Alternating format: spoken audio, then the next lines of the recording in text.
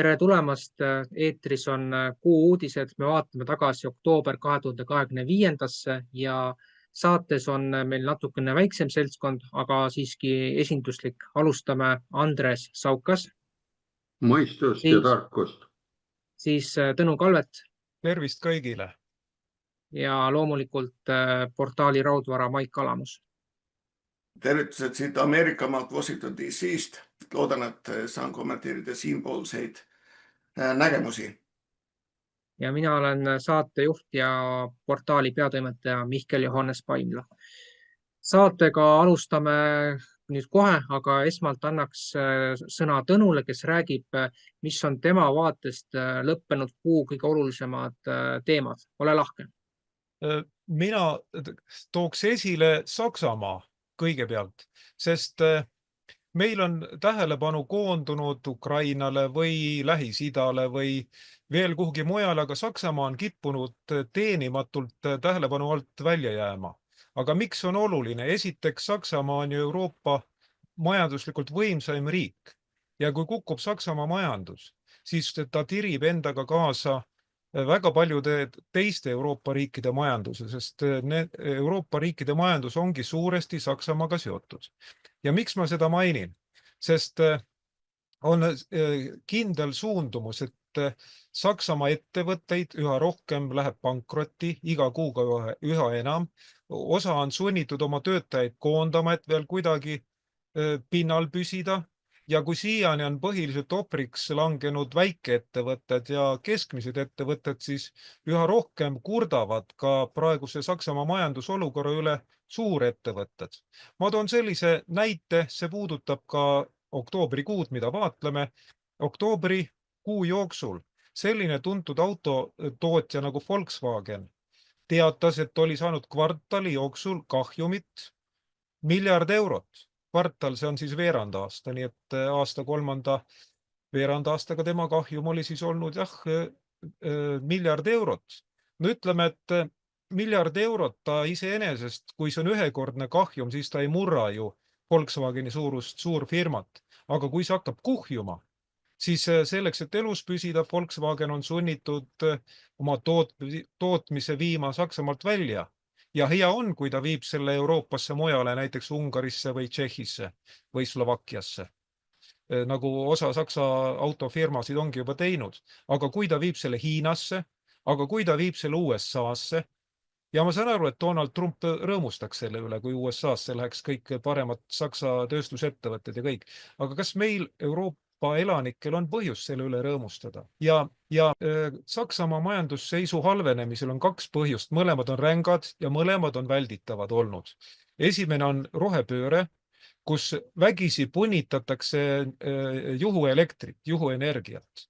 Ja kuigi on selge, et tuul ega päike ei tooda piisavalt energiat ja on ebapiisavas koguses salvestusvõimalusi, siis Saksamaa on sunnitud ostma väljaspoolt Norrast või Ühendkuningriigist või veel kuskilt energiat ja kallima hinnaga. Ja ka USA-st näiteks palun väga vedelgaasi.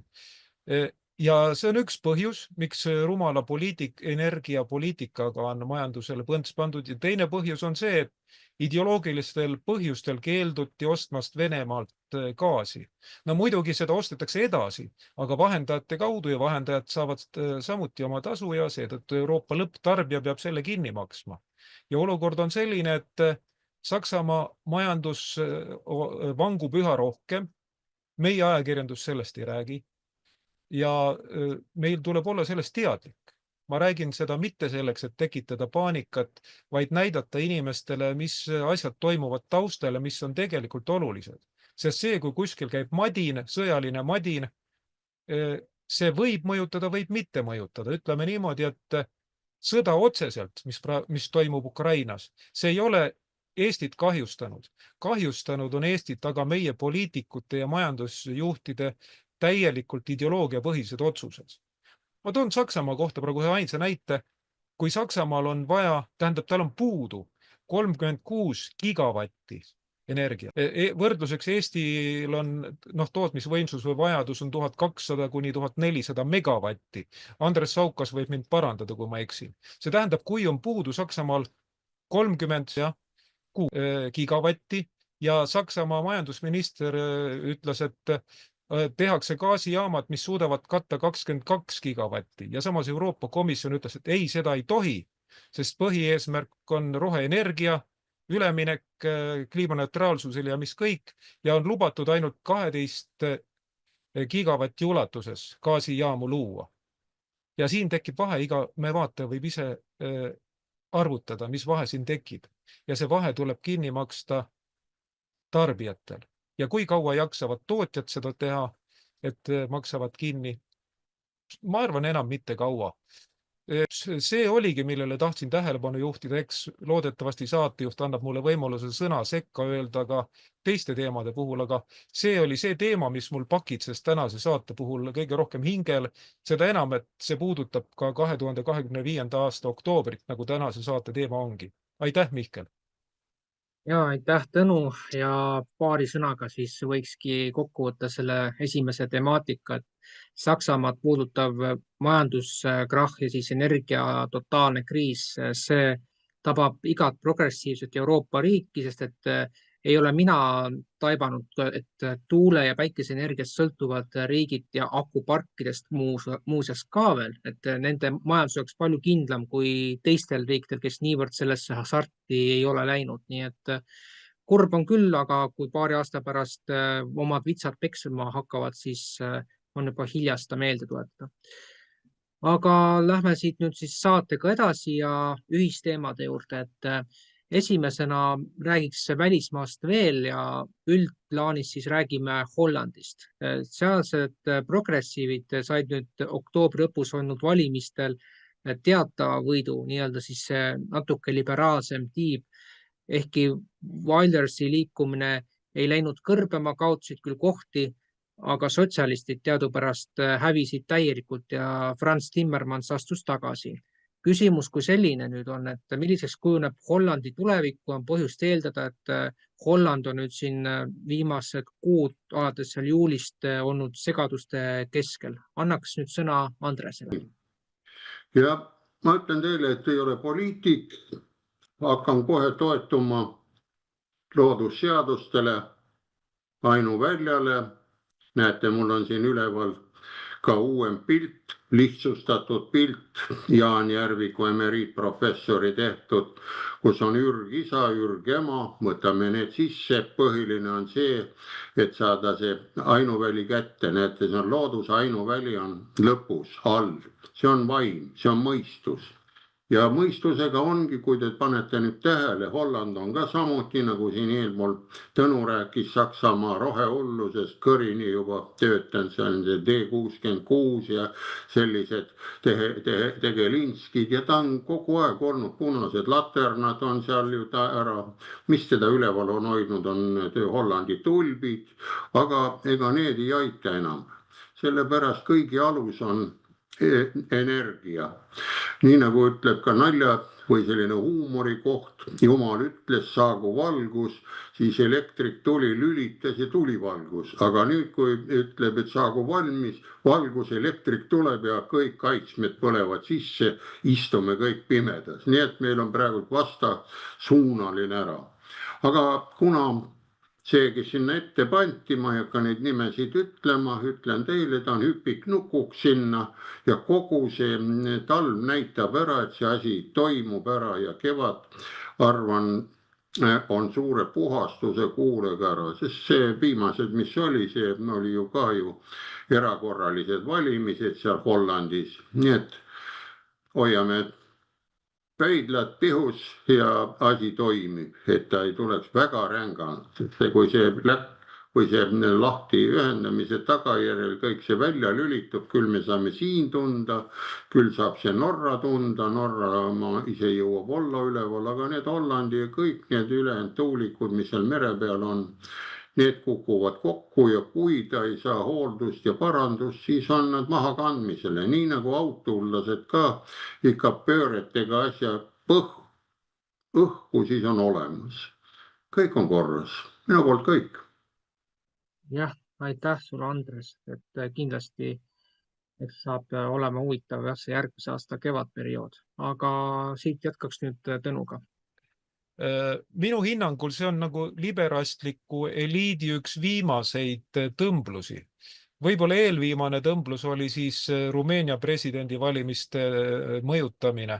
Poolas see neil juba ebaõnnestus ja noh, Poola on ka teist tüüpi riik, ta on ju Kesk- ja Ida-Euroopa rahvusliku eneseteadvusega riik.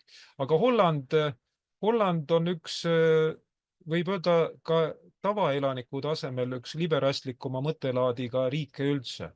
Nii et pole ime, et see niimoodi juhtus. Isegi kui seal oli mingisugust valimiste võltsimist, ma arvan, et see ei saanud olla põhimõtteliselt, see ei saanud olla suurusjärkudes, sest seal tõepoolest leidub selliseid loputatud ajudega inimesi, kes võisid nüüd mingi vägeva mõjutuskampaania mõjul valida tõepoolest selle täiesti tundmatu selli, selles mõttes poliitikas täiesti tundmatu selli peaministriks. Ja võib-olla liberastid rõõmustavad tõesti, et näed, et tegime ära Wildersi parteile, aga ma arvan, et see on niisugune pürrose võit, sisuliselt kaotusega võrduv võit, sest ma olen 100% kindel, et see praegune peaminister, ta ei pea vastu järgmiste korraliste parlamendivalimisteni. Euroopas on praegu korralik kriisiaeg, suurte muutuste aeg ja see kehtib ka Lääne-Euroopa kohta. Sest üks asi on see, kui pannakse mingi pajats etteotsa, kellel ei ole üldse mingisugust nagu ettevalmistus selleks tööks. Aga teine asi, tal peavad olema ju väga asjalikud nõuandjad või kas või need isikud, kes teda juhivad, teda kui hüpiknukku või käpiknukku. Aga kui need nõuandjad või juhid, nukujuhid ei ole samuti tasemel, siis ei saa sealt midagi head tulla. Nii et ma arvan, et Wildersi erakonnal ega tema pooldajatel ei ole põhjust nukrutseda. Kui nad jäävad endale kindlaks, arendavad ennast, nad saavutavad eesmärgi kindlasti, sest käesolevas olukorras kehtib põhimõte, mida halvem, seda parem. Jah, aitäh sulle, Tõnu. Ja eks siin võib spekuleerida, aga üks versioon, mis on nüüd liikvel ja millest me räägime võib-olla saate lõpusas, on väide sellest, et seoses digitaalse identiteedi kohustuslikuks kehtestamisega juba tuleva aasta lõpuks on alust arvata, et 2027 kukub senine Euroopa monstrum kokku. Aga jätkaks nüüd Maiki kommentaariga. Nii, tervitused siit poolt. Et no, kui räägime Hollandist, siis kes Hollandis käinud on, siis ta on näinud neid moslemiperesid seal ja neid on kõik kohad täis seal. Nii et kui nüüd mõtelda sellele, et need valimised olid seal ja siis noh, ütleme niimoodi, liberaalid ikkagi said ootamatult palju hääli, siis pole ime, sest et kui sa võtad need rätipead ja kõik kokku, no siis ega sa midagi rõõmustavat olla ei saagi. Üks asi, millest me siin rääkinud, oli televisiooni propaganda ja mida teeb Saksamaa, mida teevad seal ümberringi ja suuremad telekompaniid on niikuinii liberaalide kontrolli all olnud.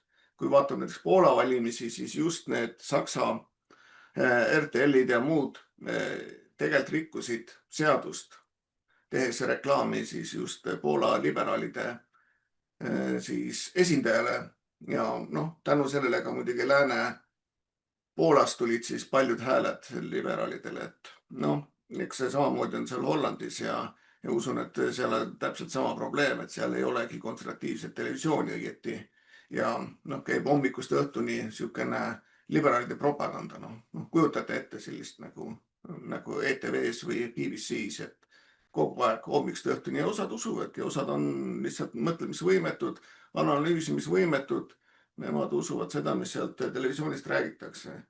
Ja jällegi valimistel üks väga tähtis asi on raha. Kellel on raha? Kui vaatame siin Sorose fonde ja asju, need on muidugi Soros on igaval mees, et ta ise paneb natukene ainult, paneb seemne raha, aga sellega ta seob nüüd riigid enda külge, kes sealt annavad oma maksuraha. Eks Eesti annab, Rootsi annab, kõik teised annavad ja sellega siis tehakse tohutut propagandat üle maailma. Ja tavainimesel jääbki mulje, et kõik ongi siuksed imelikud kollase või roheliste või siniste juustega niisugused paksud liberaalid, aga tegelik maailm on teine, kui siin vaadata näiteks, mis USA-s on juhtunud ja mis on Poolas valimistega juhtunud. Et need on ühed suured asjad, mis tuleb ära teha. Ja ka muidugi firmadel on see, et firmad ei taha kuidagi reklaami osta konservatiivsetest väljaannetest. Rõõmuga nad topivad oma raha näiteks kuskile sinna Delfisse või Postimehesse, aga teistesse alternatiivsetesse kohtadesse nad ei taha nagu kuidagi raha anda, et kardavad, ma ei tea, mida, kättemaksu või mis iganes. Siin üks väike jutt veel, et vabandan, et see paar päeva tagasi tuli uudis. Tegelikult see on uudis, mis ei tohiks veel uudis olla, mis ei tohiks välja mind olla, aga Donald Trumpi meeskond praegult ajab asja, et teha uut televisioonikanalit Euroopasse, et see oleks internetipõhine. Ma tean, et on tulemas nüüd kokkusaamised Mar-Lagos, juba otsitakse konservatiivseid ajakirjanikke ja kaastöötajaid üle Euroopa. Nii et ma usun, see tuleb niisugune üks tõsisem platvorm ja ma tean ka, et neil on huvi ka Eesti poole pealt, et Eestisse oma kombitsaid ajada. Nii et no vaatame ja kui näiteks seda tähele panna, ma ei tea, kas Eesti uudistes on olnud, et 2 nädalat tagasi siis Trumpi meeskond koos Larry Ellisoniga ja tema pojaga üritasid siis teha ülevõtmispakkumist Warner Brothersile. Kahjuks ei läinud läbi praegusel hetkel veel, aga on minemas, sest et Warner Brothersile kuuluvad erinevad telejaamad alates Discoverist lõpetades CNN-iga. Nii et kui see asi läbi läheks, siis on ütleme see meedia kajastus hoopis midagi muud terves maailmas. Ja aitäh Maik selle viimase osundusest veel eriti, sest et inimestel on õigus teada, mida laia tarbe meedia millegipärast rääkida ei taha. Ja mis puudutab siin neid tendentse Ameerikas ja Poolas, siis kaheldamatult vastasseis on juba sedavõrd suureks läinud, et pole raske arvata, kes on need asja taga ja sa tõid väga hea osunduse selle Sorose kohta, et see on pikemalt järgmise saate teema, aga on välja tulnud, et Soros tegutses USAID-iga kuni aastani 1996 ja selle kohta kirjutas loo Mike Pence. Aga lähme siit nüüd saatega edasi ja puudutame siis tariifide teemat just selle nurga alt, et praegu on see teema ülemkohtus arutlusel ja olenemata sellest, milliseks see lõpptulemus kujuneb, kas ülemkohus tühistab need või mitte, siis tekib küsimus, et kui kitsaks muutub sellisel juhul Trumpi mänguruum Ameerikale lisatulu teenida, võttes aluseks selle, et ta on tariife kasutanud suuresti Hiina ja mitme teise Venemaaga lähedalt seotud riikide jaoks ja muidugi Euroopa on selles suhtes ka saanud oma osa, aga kui nüüd tühiseks tehakse, et mis siis edasi? Et annaks kõigepealt sõna, Maik, kas sa soovid sõna? Okei, annan sulle esimesena. Ja need tariifide koha pealt on muidugi niimoodi, et kui sa vaatad erinevaid väljaandeid, eriti liberaalseid väljaandeid, kas või CNN, US Today või igasugust muidu, siis nad teevad sellest pildi nagu, et see on tohutu suur probleem. Tegelikkuses, mis USA-s toimunud on see, et väiksemad kohtuastmed, väiksemad föderaalkohtuastmed, mis pole kunagi seganud ennast, ütleme, presidendi võimuga või siis üldse sellise presidendi office'iga on järjest kogu aeg ükskõik mis nurga alt üritan neid tühistada, teha otsuseid. Aga need on praktiliselt 100% kõik need, keda Obama pani omal ajal ametisse. Ja see on lihtsalt niisugune tõsine lolli mängimine, lihtsalt niisugune segaduse tekitamine, sest et kui nemad otsustavad, et tariifid tuleb maha võtta, siis ta lähebki automaatselt ju siis ülemkohtusse, Supreme Courti, kus on konservatiividel ülemvõim. Võtame siis niisuguse variandi, et tariifid. Mis on tariifid? Tariifid on eesti keeles tollid. Tollid, et kaitsta oma turgu. Täiesti normaalne asi. Seda, et seda Eestis nimetatakse tariifideks, ma ei tea, kus see tulnud on, võib-olla selleks, et inimesi rohkem segadusse ajada. Aga see on loogiline, kui sul on nii suur turg, näiteks 40 aastat tagasi praktiliselt USA suutis kõik ise koha peal ära toota. Ta ei toonudki midagi sisse, tariife polnud vaja, aga praegusel hetkel on niimoodi, et majanduslikult on, ütleme, Ameerikas on ikkagi keskkonnanõuded, siin on pensioninõuded, siin on töötuse kindlustuse nõuded, aga võtame Hiina, seal pole mitte midagi. Seal ei ole niisugusi keskkonnanõudeid, see solt läheb otse sul jõkke, saad edasi ookeanisse, inimestel pensionisüsteemi seal ei ole. Vigaseks saad, ise vaatad, mis edasi teed ja see loobki ebaausa konkurentsi. Ja kui selline ebaaus konkurents on, siis on loogiline see, et sa paned tollid peale. Ja noh, kujutame ette näiteks, kui Supreme Court ütleb homme, et jah, te ei tohi seda, et selle executive orderiga ei tohi seda tolle panna. No mis siis on? Siis ta läheb kongressi. Kongressis on enamus olemas republikanidel, senatis samamoodi. Nii et lihtsalt võib-olla natukene läheb ajaliselt edasi, aga see on lihtsalt niisugune küsimus. Aga muidugi see meedia üritab igast asjast hüsteeriat tekitada, eriti Ameerika meedia. Iga teema on nagu suur hüsteeria, nagu oleks see maailma lõpp. Seda kedratakse nädal aega, siis see kaob ära. Siis tuleb välja, et hoopis see asi oli teistpidine, aga seda enam kedagi ei huvita, sest et see asi on juba läbikäidud teen. Ja muidugi minule näiteks tollid meeldivad, et Eesti võiks vabalt teha samamoodi, panna kõikidele põllumajandustoodetele, mida Eestis on võimalik kasvatada ja toota, 0 käibemaks, aga kõik, kes väljas sisse tahavad tuua, panna siis, mis see praegune siis käibemaks on peale ja võib-olla veel tollid veel otsa, et kaitsta Eesti turgu. Niimoodi saaks Eesti tööd ja inimesed saaksid korralikku toitu.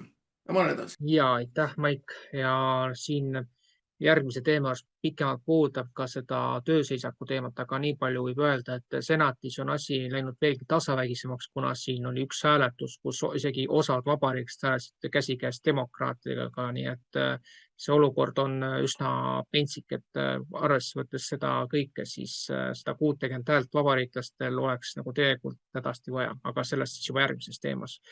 Ja nii palju võib veel öelda, et põhimõtteliselt kui Eesti allkirjastab selle Mercosuri lepingu, siis hakkab väljaspoolt Euroopat Eestisse tulema dumping tooteid veelgi rohkem kui praegu, kui need tulevad Ukrainast ja niimoodi. See on ikka masendav. Aga jah, jätkame siit nüüd Andresega. Ole lahke. Võtan koheselt Maigu juttu. Sellepärast lähen kohe 30 aastat tagasi. Oli vaja kaupa ja kraami tuua, kaablid, traati, energeetikas, sellepärast liinid jäid maha, alajaamad jäid maha, kõik läks ära. Ja siis oligi, et jõuda hästi kaugesse punkti. Panti kohe ümbrikud valmis.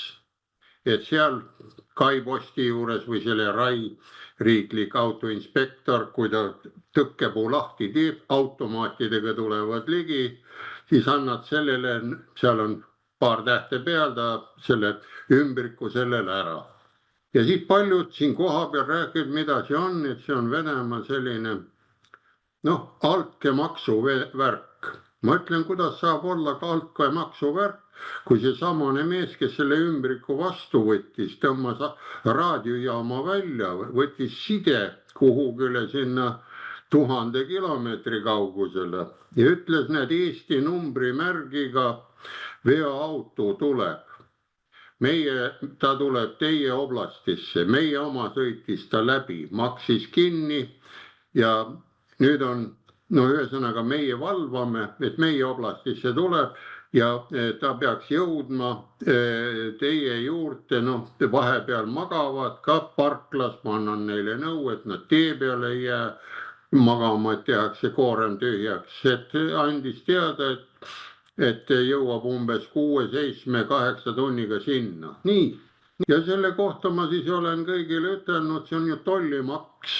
Ta päästab, seletas meile ära ja valve oli peal, iseenesest valve, mitte keegi ei ole. Ta õpetas, luges sõnad peale, pani loogiliselt mõtlema ja oligi kõik. Järgmine kohas selle, täpselt samasugune lugu ja vastavad summad, kui mindi seda asja tegema, lepiti need tariifid kokku. Nüüd võib rääkida tariifidest ja kuna siin ma kohe ütlen, et pane ainult uus nimi, uus maks ja Maigul täpselt sama lugu, et kõik, mis siin me teeme, omale jääb ta vabalt kätte, ta on koha peal siin 100 kilomeetri eest, aga tuleb Poolast või tuleb Soomest, vot sellel peab olema ära, mitte temal ei tohiks dumping peal olla, nii et kui vaja on. Ja vot sellega päästame siin ära ja ameeriklane päästab ennast seal praegu.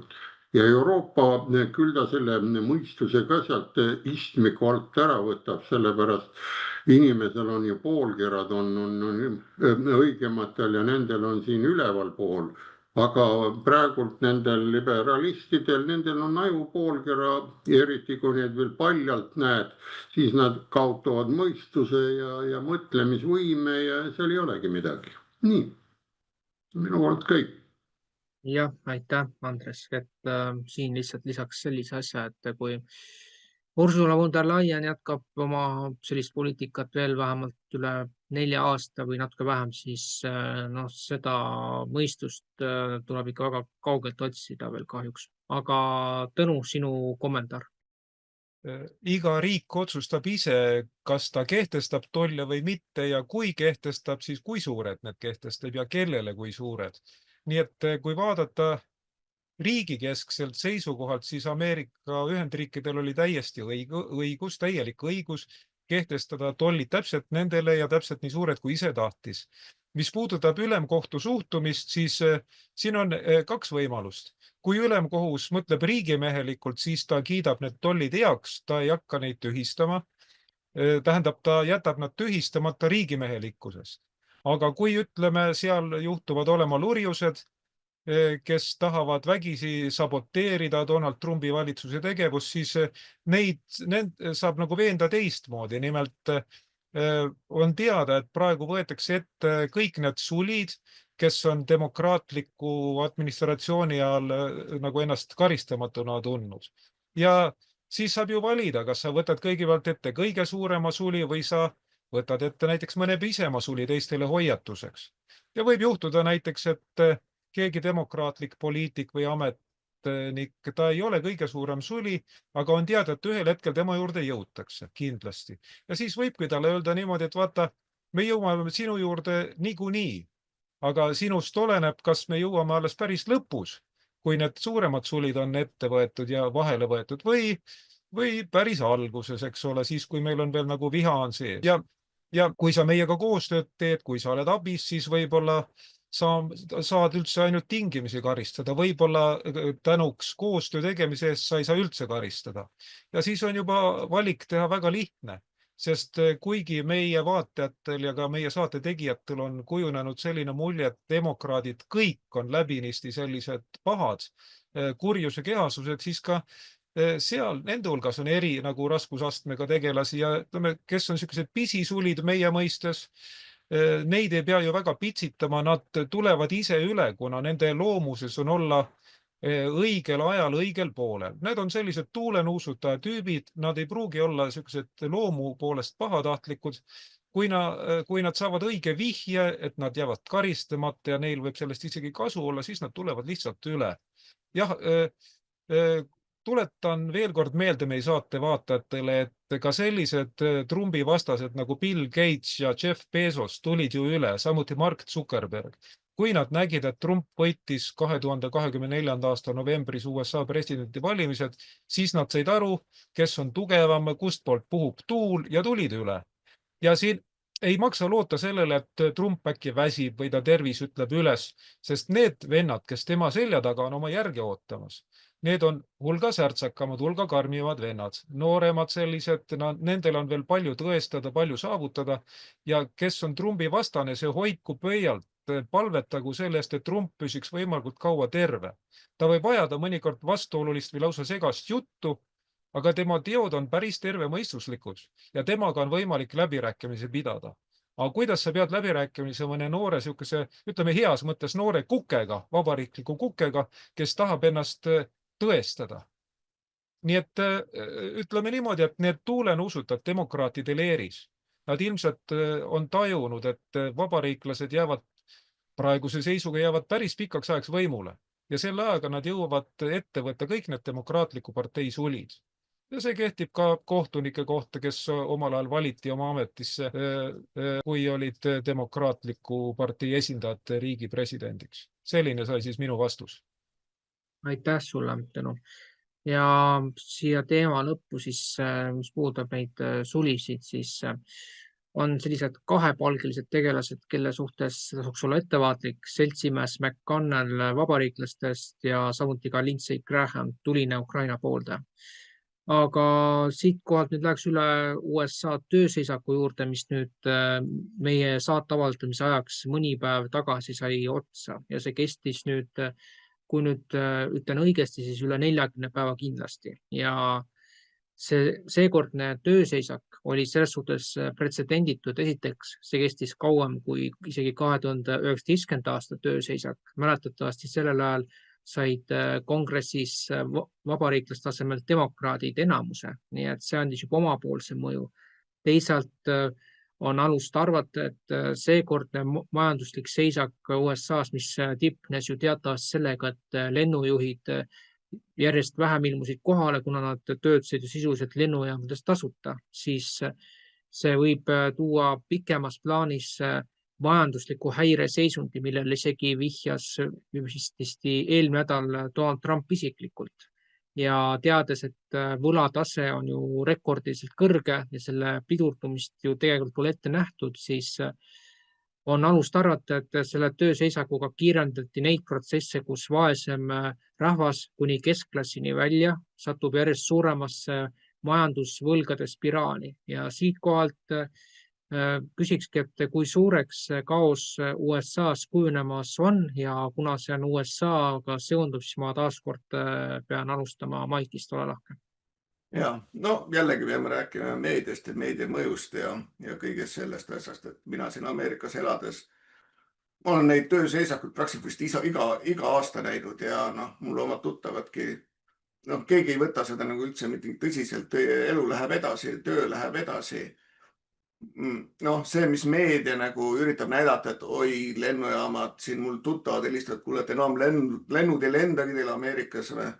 See on, ütleme pehmelt öeldes BS. Inimesed teavad, et nad saavad oma raha niikuinii kätte. Ja kui see asi toimub praktiliselt iga aasta, siis inimesed on harjunud selle tööseisakuga. Võib-olla vaata, ütleme Euroopas ei ole inimesed harjunud, kui von der Leyen on juht, siis ta on juht. Ja ta teeb, mis tahab või Eestis ütleme, kes seal nüüd viimane on Tsahkna või kes seal hulludest on selle eesotsas nüüd. Kui tema midagi ütleb, siis nii on ja tehakse valitsuse nii nagu tahavad. Aga Ameerikas on ikkagi niimoodi, et see peab läbi minema. Ja muidugi seal on nüüd kaks suurt asja. Üks suur asi on see, et kui palju raha juurde trükkida. Sest et põhiasi ongi selles, et raha ei ole piisavalt, maksuraha. Kõik on igal pool ära laristatud ja seda ei ole ja on vaja kokku hoida.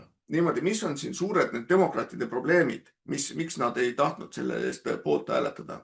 Number 1 was Medicaid ehk tervisekindlustus, tasuta tervisekindlustus illegaalidele. See oli esimene asi, mis taheti ära võtta, sest et sinna lähevad tohutud $100 miljardit. Ja samal ajal, kui mina ameeriklane, mina maksan siin ütleme $600 kuni $1000 kuus oma tervisekindlustuse eest, siis nemad saavad selle tasuta. Kuigi see Medicaid on mõeldud ainult ütleme pensionääridele, siis seda anti ka siis illegaalidele. Ja loomulikult tervisekindlustuses ei olnud piisavalt ei olnud enam raha lihtsalt. Ja miks sa annad illegaalidel, kel pole ühtegi õigus siin riigis olla, ta on jooksnud üle piiri ja miks tema neid saab? Mina ameeriklasena ütlen, et see on väga ebaaus. See on umbes sama ebaaus, kui Eestis antakse pagulastele meeletud rahasid, samal ajal oma pensionärid vaenlevad vireledes ja öeldakse, et raha pole. Et see on, ütlen täpselt sama. Järgmine asi on SNAP, see on siis nüüd toiduabi. Ja toiduabi siis oli niimoodi, et sul on niisugune riiklik krediitkaart, milleks saad siis poest süüa endale osta. Ja mis tuli välja jällegi, need, kes neid toiduabi said, olid raskes ülekaalus inimesed. Nii et kui keskmine Ameerika naine on 147 poundi, siis keskmine, kes sai SNAPist raha, oli 210 kuni 220. See naisterahva kohta. Ja tuli välja, et 47% neist, kes said seda nüüd raha, see raha ei olnud üldse väike, olid illegaalid jällegi. Sinna lähevad sul sajad miljardid lähevad sellele, et sa toidad neid, kes seda ei vääri. Noh, sest et sa ei ole ju maksu maksnud siin riigis, sa ei ole isegi ametlikult siin. Miks sina peaksid saama seda, kui see on mõeldud ikkagi rohkem, ütleme, vaesemale inimesele ja ütleme seal näiteks, ütleme, kes on sõjaväes käinud, ütleme see veteranidele, inimestel, pensionäridele oli see mõeldud ja sinna enam raha ei jätkunud ja hakati vaatama, miks. Ja oligi see, et sul on pea pool läheb sul illegaalidele, jälle illegaalidele. Noh, see ei saa ju normaalne olla, kui omad inimesed on näljas ja raha selle jaoks ei ole. Nii et no, see oli nüüd teine asi, mis nagu väga nagu närvi aeti. Noh, ütleme tava-ameeriklastki maksumaksjad, sest et ega riigil raha pole, kõik tuleb ikkagi maksumaksja rahast. Räägin veel sellest, mis asi, miks seda siis senatis vastu ei võetud, miks oli võetud 60%.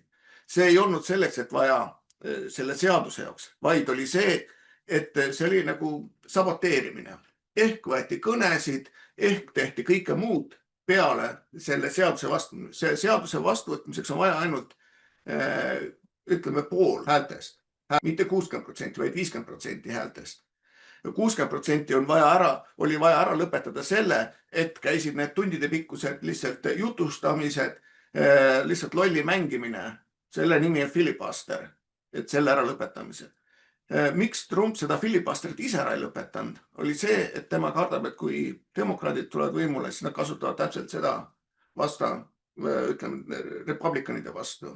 Nii et no, see oli see põhjus, miks ta ei tahanud ära teha. Nii et ma ei näe mitte mingisugust probleemi ja ma ei näe ka mingisugust majanduslikku kahju, sellepärast et rahad makstakse kõik ja alati 100% välja. Need, kes nüüd käisid seal lennujaamades, TSA, kõik need, ütleme, lennukontrollerid, kes sinna kohal käisid, nad said $10,000 boonust.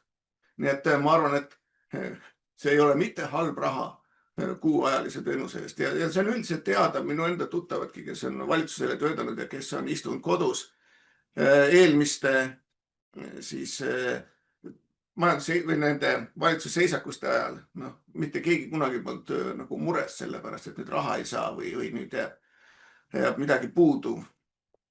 Et see raha läheb edasi ja see on nii tavaline asi, lihtsalt meedia, lihtsalt pläma. Ja muidugi Euroopa meedia, Eesti meedia, see teeb selle asja nii suureks, et ossa kurat näed, et vaata, kõik seisab neil. Okei, ma olen edasi. Ja aitäh, et kaheldamatult siin on ju selge, et see, mis siin nüüd pea poolist kuud oli, et sellel olid kindlasti kaugemalulatuvad mõjud, aga vaatame kuhu edasi ja jätkakski nüüd Andresega, vaadake. No, mis ma selle kohta ütlen, lähme siin jälle mõni aeg tagasi. Maidanil oli telgi sööbimine, $25 Euroopast tulid sinna ja kui see sööbimisraha telgis $25 ära lõppes, siis Maidan sai ka otsa. Nii et kõik need seisakud, telkimised, puhkused, spaad, need võib panna kõik ühe pulga alla, aga nimi, kuidas panna, see on nimevärk ju. Ja ma olen alati rääkinud, et kuna loodusseaduste poolt on, et süsteem, kogu see ainuväli, universum on üles ehitatud. Vaadake, tegelikult riike ei ole ju. On suured ärimehed, suured korporatsioonid, suured kiskjad, siis on need klähvijad juures, kes piuks augub sul peale. Vaadake, kui te lähete kõndima, kui mõngi Rottweileriga või korraliku saksa lambakoeraga tuleb, tal on suu lahti, see klähvib, vaatab tagasi ja siis see suur vaatab siis tagasi ka korraks loom, kas ta veel klähvib ja kaugel ta on, et kas ta moodustab peremehele seda, ütleme, hirmu või jõudu. Vot see ongi siis see terve see samane just need seisakute tekitamine, sest olid ka nõukaajal need seisakud tehti umbes niimoodi, aga need olid need joomapäevad, et inimesed rahuneksid maha ja ei kulutaks seda energiat niisama ja siis tehti need võistlused ja vaadake, praegult ma isegi ei saa sellest asjast aru. Mult on küsitud, et mispärast neid maailmavõistlustele venelasi ei lasta ja olümpiamängudele. Siin on ju lihtne näide. Kui sa lased sinna, siis seal vaadata ei ole midagi ju. Venelased võidavad ära, sest nad on ju väärikad, teevad trenni ja siis teine koht on küsitud, et aga kuidas see olümpiamängudel ikka munadega naisterahvas peksis seda naisterahvast seal poksiringis.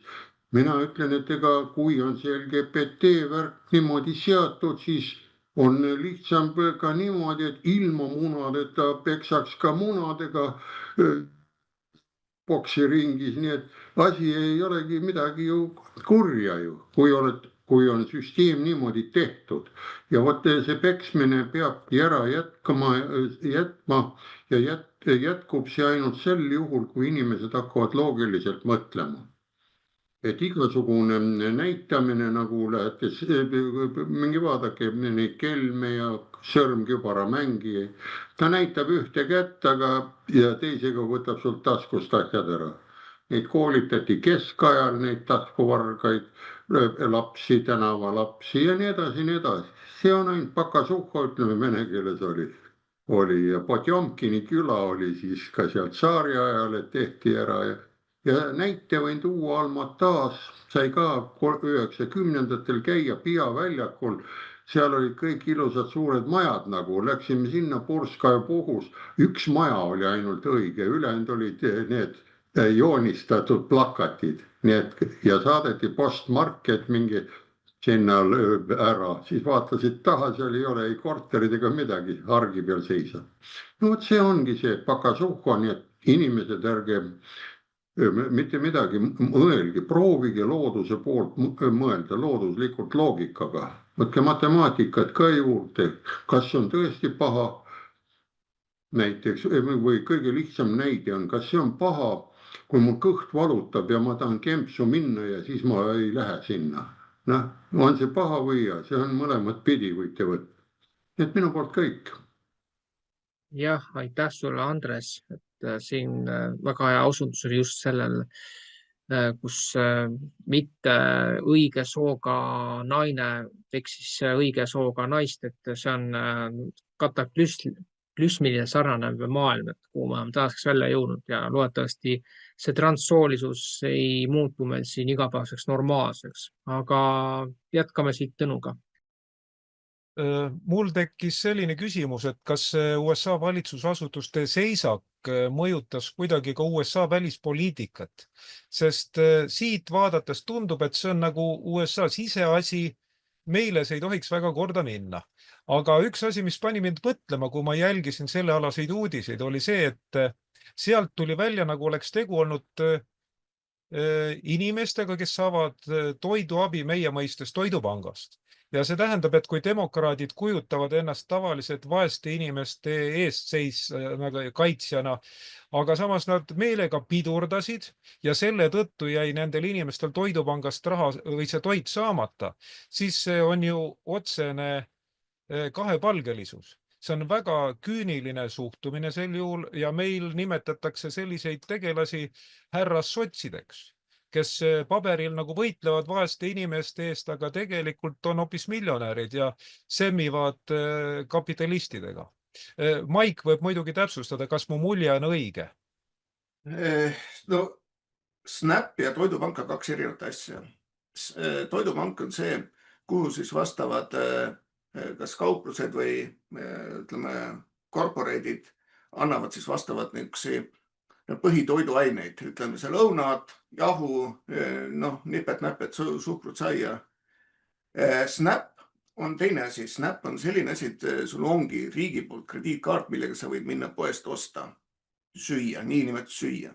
See on juba järgmine probleem, et nad ei osta mitte põhitoiduaineid, vaid kui siin oli nüüd välja võetud, et mis nagu põhiliselt ostetakse selle Snapi eest, on ikkagi krõpsud ja teine asi oli Coca-Cola ja noh, need sooda, noh, Ameerika meelest sooda, aga need limonaadid on ju, mis on tohutu selle high fructose kornsirupiga segatud ja tohutult ebatervislikud.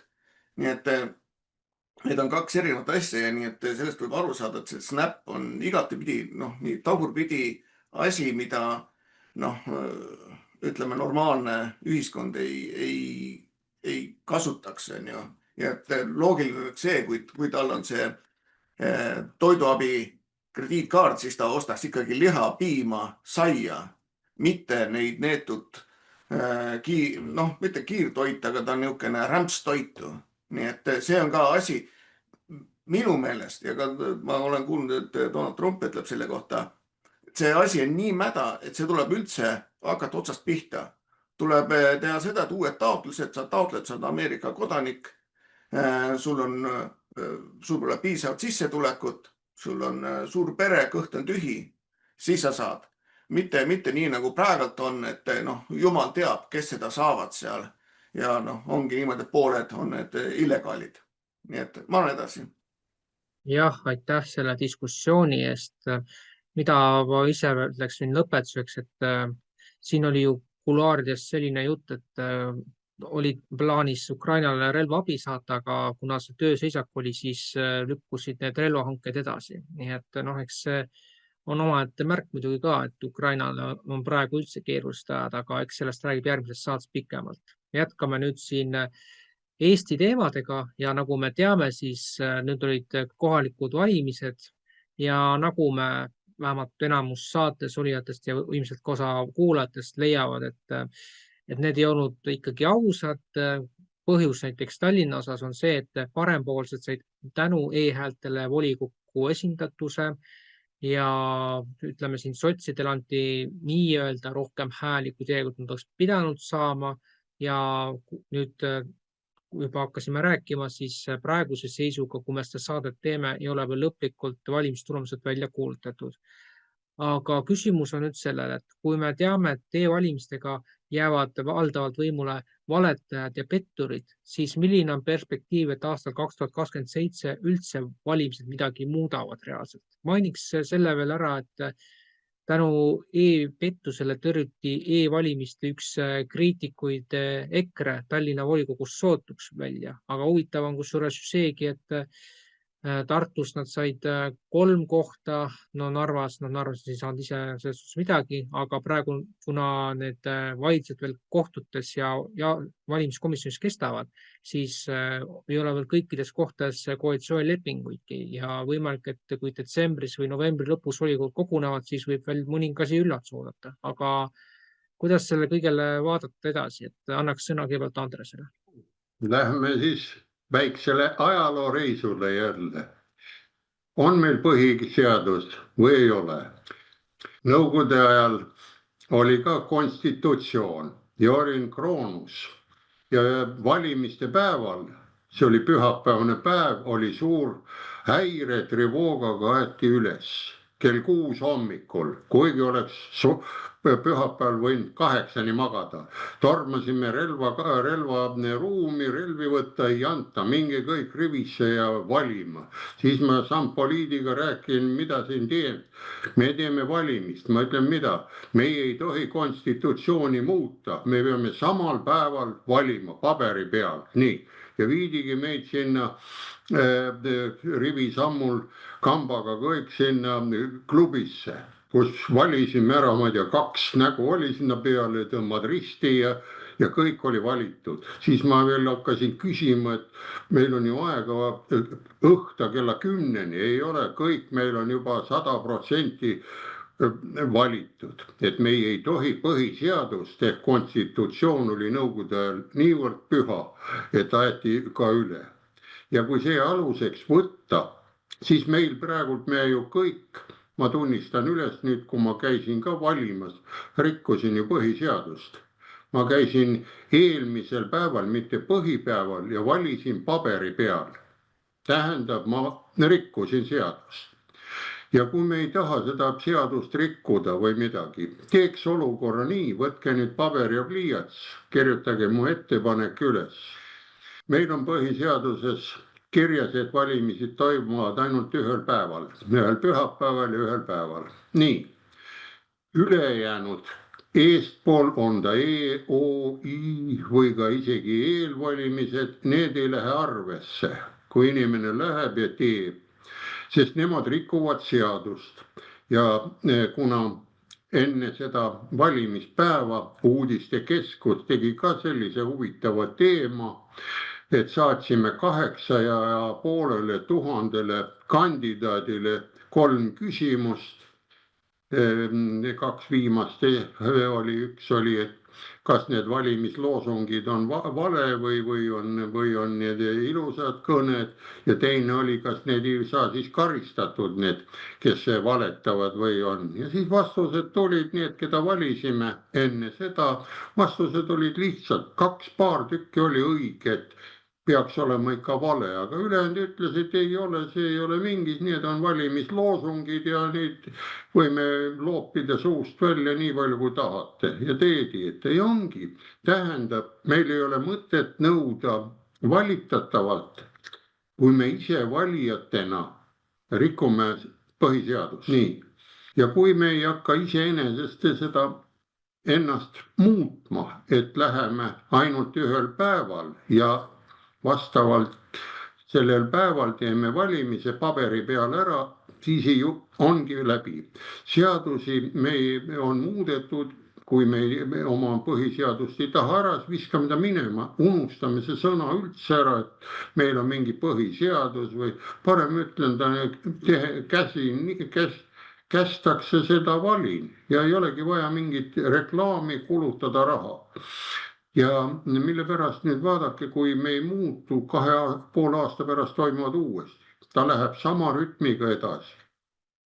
Ja võt, ja teine punkt, kuidas me saaksime selle välja, kui ise ei saa hakkama, teate, on hea politseinik ja paha politseinik, siis tähendab, kui me rikume seadust, siis sellele peab tulema karistus. Ja kui me ei käi sellel päeval valimas, siis peab olema tõestusmaterjal, miks me seda seadust rikkusime, ei tulnud. Ja sinna määratakse siis trahv, ütleme tonn või 2 või pensionärile ka, aga kui ta ütleb, ise ei saanud tulla, siis tal on paber olemas, tellimine, kast tuuakse talle kohale samal päeval. Kõik on võimalik teha, nii et see on väga lihtne. Aga kui me niimoodi iseendast ei hakka lugema ja nõuame nendelt valijatelt tõe rääkimist, nemad ütlevad valimisloosungid, meie siis oleme selle valimisloosungiga nõus, hääletame E-ga või O-ga või kuidas me tahame, siis me sellest välja ei tule, mitte kunagi ei tule. Nii et miks ma selle Nõukogude värgi sinna ette rääkisin, seal sunniviisil pidid konstitutsiooni täitma, nui 4 pidid minema, aga keda valiti, seda ei teadnud midagi, need olid paika pandud. Ja kas meil on midagi muud? Lähed valid seda üksikkandidaati, sellel peab olema 1 000 000 häält, aga kui oled seal õiges paigas, erakonnas 5 või 6, 10, aitab sulle 5 häälest küll. See ongi sama põhimõte nagu Nõukogude süsteemil, vahet ei leia midagi. Ja mul ongi nüüd ettepanek niimoodi, et me ei rikuks seda seadust. Enne valimisi paneks selle määruse üles, Riigikogus võtaks vastu, et need on trahvi alla lähevad. Need, kes õigel päeval ei vali, ülejäänud on kõik tühjus. Ja tulgu või seal 200 või 2000 häält lihtsalt sellel päeval, aga tuleb. Inimene on kohusetundlik ja kui teda veel teda nagu kimbutab, siis ta tuleb igal juhul. Üks tuleb heas südamikus, tahab olla tark, teine ta on kartlik ja asi on sedapidi paigas. Saame selle paika, sest ma arvan, kui praegu isegi see e-valimiste asi tunnistatakse ebaõigeks või valeks või kõik, aga me jätkame samamoodi, lihtsalt oleme näidanud, et me selle asjaga võitleme, aga asi ei muutu sisuliselt ju. Vot selles on see asi. Vot see ongi nüüd, ütleme, loodusseaduse poolt siis ma tahtsin nüüd nagu seda mainida, et mis me siis teeme, kas tahame olla väärikad inimesed või mitte.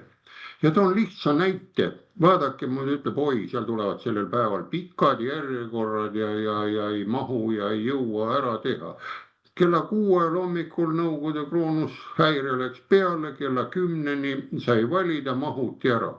Ja selle tõestuseks palun on olemas Eestis selline päev oli, nüüd on ta natuke ajalukku läinud, oli pingviinide paraad. Küsige nende, kes seal pingviinid olid, kuidas nad seal järjekorras ootasid, millal ta nimi õigatakse, treppidel seal higistasid, ostsid endale frakid või laenasid frakid ja kas püksiauk läks kinni või ei läinud frakki all, kus ta selle kätte sai. Nii et nad olid, nii tahtsid seal olla. Miks ei või siis see valimispäev samamoodi olla? Jagab ära, millal on ja jaoskonnad ära teha ja teine asi, kontroll panna jaoskonna peale, maskides, mehed on seal ees, nii nagu ütleme, on see kaitseüksus, tal on kuulikindel vest sees, tuled sisse, märgid ära ID-kaardiga, tulid, kaamera filmis su näo üles ja lõhtul võrreldakse neid ära. Sisse tuli 1000 ja välja või sedelid on ka 1000. Kõik on korras. Võrdub ära, aga praegu tuli sisse 10, aga välja ja valimas käis 1000. Nii, kõik minu poolt. Jah, aitäh sulle, Andres, põhjaliku tagasivaate eest üldse, et õige osundus, et põhiseaduse järgi peakski tegelikult ainult üks päev olema, aga meil on see jah, niimoodi ära leierdatud. Aga nüüd siis annaks mõned mõtted kõigepealt Tõnule öelda. Ma leian, et Andrese ettepanekul on jumet ja seda saaks täiesti rakendada. Ma teeks siis väikse täiendusettepaneku, et need trahvitavad valijad saaks ise otsustada, kuhu nende trahv läheb. Näiteks, kui keegi tahab toetada Ukrainat, siis trahviraha läheks Ukraina toetuseks. Kui keegi tahab toetada LGBT ühingut, siis saaks sellele annetada. Teate, osas maailma riikidest on ju niimoodi, et inimene saab ise otsustada, kuhu läheb 1% tema makstavast tulumaksust. Ma tean, ka Ungaris näiteks on niimoodi, on mitmel pool mujalgi. Me võiks teha samamoodi selle trahvi puhul, igatahes asjal on jumet. Ja minagi olen, minu sisetunne ütleb, et seekord samuti võltsiti e-hääli ja seda võtet kasutati ka EKRE vastu, aga see ei olnud EKRE kaotuse puhul määrav. EKRE kaotuse puhul Tallinnas vähemalt, ma mõtlen, oli määrav ikkagi oma juhmus. Kui, mina olen Lasnamäe elanik, näiteks EKRE pani Lasnamäel oma esinumbriks Eva Helme, inimese, kes on lasnamäelastele täiesti tundmatu ja ütleme, keda ka üsna vähesed Lasnamäe eestlased tunnevad. Ja siis pole ime, kui esinumber saab ainult 800 häält, enamus nendest olid paberhääled, nii et seal nagu võltsida väga ei saanud. Põhimõte oli selles, ja mida ka Martin Helme ja EKRE esimees ise pärast valimisi tunnistas, et nad olid kaadripoliitikaga mööda pannud ja see kodusõda 1,5 aastat varem oli maksnud neile karmilt kätte. Meie vaatajad võiksid ju ise koostada sellise nimekirja, võtta näiteks, ütleme, 100 endist EKRE-last, kes kandideeris seekordsetel kohalikel valimistel ja vaadata, palju nad hääli said ja lisada nende hääled siis EKRE saadud häältele. Ja vaatame, kas ka siis EKRE ei oleks valimiskünnist ületanud. Mu jutu mõte on selles, et EKRE juhid käituvad, nagu nad oleks mingi suurriigi diktaatorid, kus ressursse on peaaegu piiramatult ja kus ka andekaid inimesi on piiramatult ja nendega tohib priisata. Kui nad on eluvõõrad ja ei arvesta Eesti tegelikkust, siis see maksab kätte lihtsalt. Sest Eestis on haritud inimesed arvel. Selliste inimeste hulk on piiratud. Ja kui ei osata haritud inimesi vääriliselt hinnata, kui nendega käitutakse ülbelt, toorelt, siis nende inimeste anded jäävad lihtsalt kasutamata. Võib-olla mitte nendel endil, iga andekas inimene leiab ise rakenduse endale oma võimetele, aga ütleme organisatsioonil, kes tahab edu saavutada, sest ainult ustavate inimestega, kes on juhmid ja mökud, nendega edu ei saavuta. Ja kui nende valimiste juurde tagasi tulla, siis minule jääb nalja, tekitab nagu nalja veidikene selline olukord, kus on käinud tohutud vaidlused, kas oli hea või halb, aga samas valimistulemused on kinnitamata. Mille üle sa vaidled, mida sa süüdistad, eks ole, teisi. Isegi meie peaminister Kristen Michal, tema sekkus, temale ei meeldinud teatud valimistulemused või siis võimuliitude teke, eks ole, näiteks Tallinnas või mujal ja tema sekkus. Aga mida ta sekkub, kui tulemused pole kinnitatudki?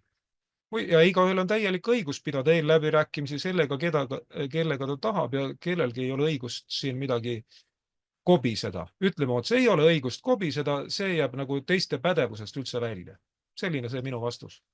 Ja aitäh sulle, Tõnu. No fakt on see, et kui 2027. aastaks see asi läheb veel rohkem kataklüsmi, siis võib arvata, et EKRE-t üldse Riigikogus ei oodata. Et see näitab võrreldes 2021. aastaga veel, et Mart Helme sai ju tookord Lasnamäel üle 2500 hääle isegi, midagi niisugust. Aga nüüd, Maik, ole lahke. Ja, tänud, et muidugi, kui seda kohalike omavalitsuste valimisi siin vaadata ja mis need tulemused olid.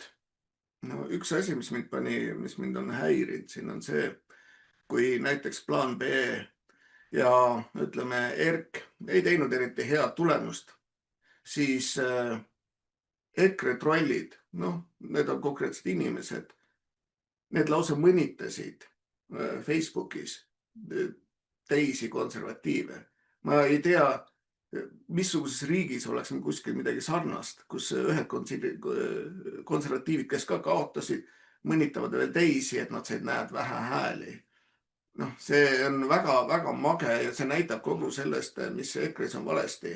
Et nad ei oma tegudega, nad ei eristu mitte kuidagi liberaalidest. Ja seal, kus on vaja tegutseda, siis seal ütleme, kuidas seda ilusasti öelda, ütleme anatoomiliselt munasid ei ole all. Et nii kaua on ainult kõvad mehed, kuni on vaja kuskil natukene rausata. Kui tegudeks läheb, siis ei ole. Minult küsiti näiteks seda, siin üks kommentaator küsis mu käest, et kuulete, et sa lubasid ju USA-s tuua valimisvaatlejad. Kusjuures jah, meil oli kokkulepe. Kokkulepe muidugi on selline, et kui sul tulevad vaatlejad, siis sa pead ka neid majutama ja toitlustama ja ka reisima, reisikulusid maksma kinni. Minul seda raha isiklikult ei ole, nii ma pöördusin ka kõikide suurtemate konservatiivsete parteide poole. Mitte keegi isegi ei viitsinud vastata mulle sellel teemal. Nii et mina oma rahadega saan tulla ja siit järeldame seda, et ükski konservatiivne partei ei tahtnud mitte midagi muuta siin. Ja mulle isegi on öeldud seda, et me ei taha, et USA või Donald Trump segaks midagi Eesti asjadesse või siis, et me annaksime mitte mingisugust infotki edasi. Meie siin MTÜ Konservatiivne Eesti ja meie portaal eesti.com, me kutsusime inimesi üles andma teada igasugustest valimisrikkumistest ja siin koos tutvusringkonnaga panime kokku ka siis vastava niisuguse ajakirja stiilis raamatu, et kui näete, et kes Eestis siis päriselt võitis. See läheb avaldamisele järgmine nädal Budapestis IUSET konverentsil ja siit edasi lähevad siis kõigile suurtematesse telejaamadesse nii Euroopas kui USA-s ja ka läheb Trumpi administratsioonile, ka Heritage Foundationile ja ka teistele suurtematele tegijatele. Ja siin on kokkuvõte siis, mis kohalike omavalitsuste asjas juhtus Eestis. Üldiselt Andres rääkis kõik asjad ära, mida ma tahtsin rääkida, aga ma natukene siin lisan veel asju, et tuletan meelde, et interneti hääli Eestis on umbes 50% kogu häältest. Nii et võistlus ausate valimiste peale käib ainult nende paberhäälte peale ja kui vaadata seda, et need paberhääled pole isegi mitte nummerdatud, ehk ei ole võimalik välja võtta, kui palju kuskil keegi siis reaalselt hääletas nende numbrite järgi ja kui palju siis valimisjaoskondades ise kohal käis. Kogu see süsteem on minu arust nii mäda, et see asi võib-olla tuleks lihtsalt kokku lasta ja hakata uusi valimisi tegema ja valitakse ainult siis inimesi, mitte mingisuguseid parteisi, mingisuguseid nimekirju ja kogu seda jama. Nüüd võtame see 2027 tulevased Riigikogu valimised. Kui hunta jääb siin ette, siis mitte midagi ei muutu. Ainuke lootus on see, et meie partnerid saavad aru, et Eestis ei ole legitiimne võim. See võim on pabermajake, see on ise kirjutatud endale. Siis Eestis tulevad ka muutused. Tuletan meelde, et eelmine aasta Joe Biden ja ka Donald Trump mõlemad ütlesid ühte samat asja, et nad ei tunnista Venezuela valimisi eelkõige interneti häälte pärast. Nii kui siit võtta nüüd võrdusmärgina see, et Eesti kasutab samad tarkvara, mida Venezuela ja kui vastavalt siis ikkagi meie liitlasi informeerida, mis Eestis toimub, siis ma usun, et ka üks hetk tuleb teada selle kohta, et nad ei usalda ei Eesti valimisi ja ei leia, et Eesti siis niinimetatud valitud valitsus on legitiimne. Ja sellest, ma usun, tekib suur probleem Eestile ja nad peavad midagi ette võtma. Aga siit veel edasi, et konstitutsioon, millest me rääkisime, Eestis ju mitte midagi konstitutsiooniga enam seotud ei ole. See on lihtsalt paberileht, kedagi see enam ei huvita. See, et valimised ühel päeval ühetaolised, meil on, ma ei tea, nädal aega, jumala eest, on ju meil Eestis veel kirjadel hääletamine. Ma olen ühe korra läbi teinud selle. Mitte keegi küsib mu käest mitte ühte dokumenti. Lasin lihtsalt saata siia endale paberi, millele ma lihtsalt oma krõnksu alla viskasin ja tegin oma valiku. Mitte keegi kontrollib, kas mina olen mina ja kas ma ikkagi elan selle aadressi peal. Ja samamoodi võid sa juurde kirjutada 1000 hääli ja mitte keegi ei saa aru. Ja ütleme nii, kogu see süsteem on otsast lõpuni nii mäda, et kas seda üldse saab midagi parandada, on raske. Ma arvan, et kõik tuleb see asi kokku lasta. Aga ja jällegi, kes tahavad leida selle sama raporti, nad leiavad selle minu profiili pealt või leiavad siis eesti.com portaalist ja jagage oma sõpradele, kommenteerige. Ja ma usun, et me teeme ka eestikeelse variandi sellest, et kõik Eesti elanikud saaksid sellega tutvuda. Ja ma annan edasi. Jah, aitäh sulle, Maik. Ja mis ma ütleksin selle teema lõpeseks? Ma kohan sulle Tõnu veel sõna, aga enne ma ütlen ära, et Anti Poolamets oli üks nendest, kes ässitas seal Ülle Pukki vastu, et Ülle Pukk on venemeelne ja kõik siuke hullus. Aga nüüd, Tõnu, tõesti nüüd viimane sõna sulle. On üks hea vastuvõte e-valimiste võltsimise puhul. See on see, kui inimene annab e-hääle, aga ta läheb valimispäeval, õigel päeval läheb kohale ja annab paberhääle. Ja siis saab kontrollida, kas ta on e-hääletanud või ei ole. Ja mõnikord on niimoodi, et inimene läheb, selgub, et ta ei olegi e-hääletanud. Tähendab, omast arust andis e-hääle, aga läheb kohale ja selgub, et ei ole. Seda võtet õpetati mulle, kui ma valmistusin tööks valimiskomisjonis, nii et ma soovitan selle kõigil kõrva taha panna. Mis puudutab aastat 2027, siis minu mäletamist mööda selleks aastaks on siis planeeritud Saksamaa järgmised presidendivalimised. Ja Friedrich Merz toetab, et järgmiseks Saksamaa presidendiks saaks Ursula von der Leyen. Kõrvalt vaadates tundub see nagu tagasiminek karjääriredelil. Tegelikult see tagab hoopis Ursula puutumatuse, sest on ette näha, et ta võetakse Euroopa Komisjoni juhi kohalt maha. Ta on endale süsi seal pea peale kogunud sellisel hulgal, et tal on vastaseid isegi eurokraatide hulgas. Nii et aasta 2027 ei pruugi kujuneda nii hulluks, kui meile tundub. Muutused peaks toimuma juba enne seda. Selline on praegu minu vastus. Jah, aitäh. Et digitaalsest identiteedist me selles saates kahjuks põgusalt rääkida ei jõua, kui see ainult seda, et Keir Starmer Suurbritannias paneb ette, et kui sa digitaalselt ennast tuvastada ei taha, siis sa pead hakkama mingisuguseid eurosid või naestringe maksma selle eest, et sa saaksid digitaalse identiteedita ringi liikuda. Et see on juba minu meelest siuke äärmiselt düstooplik näide meie tuleviku korra kohta, kui see selliselt realiseerub. Aga saate lõpetuseks ma loen ühe küsimuse ja vastusete, mida saatis mulle Andres Saukas. Ja küsimus on, kas plaan B ei aja tühja tünni kõla taga? Ja vastus on siis Andreselt selline. Ei, sest Mart Laar lõhkus Eestis ühistegevuse, kolhoosid ja sovhoosid.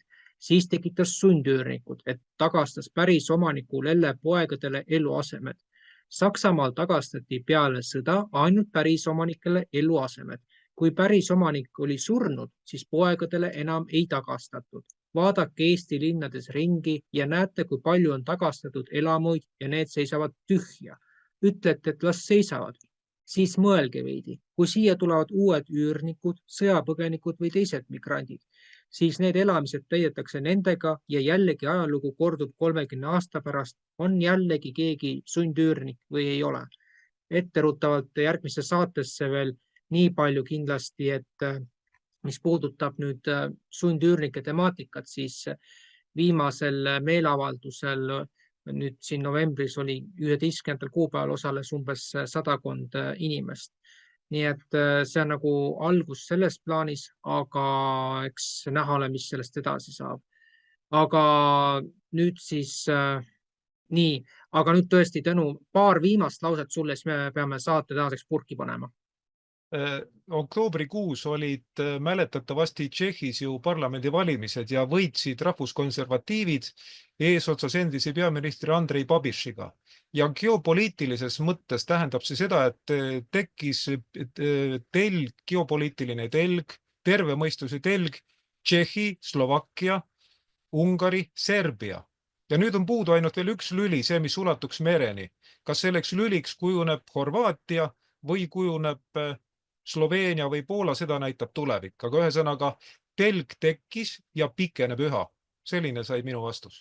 Aitäh. Jah, suur tänu, Tõnu, et sa selle Tšehhi ka võtsid üles, et loodame, et siis terve mõistus võidab. Igatahes aitäh kõigile saates osalenutele ja võimalusel palun toetada Eesti Eest portaali tegevust. Me toodame iga päev nii palju uudseid, kui meil vähegi see võimalik on meie ajalise kõige muu ressursi piires ja jätkame oma tegevust vähemasti aasta lõpuni. Aga meie kohtume teiega uuesti detsembri alguses. Seniks kõike head ja nägemist!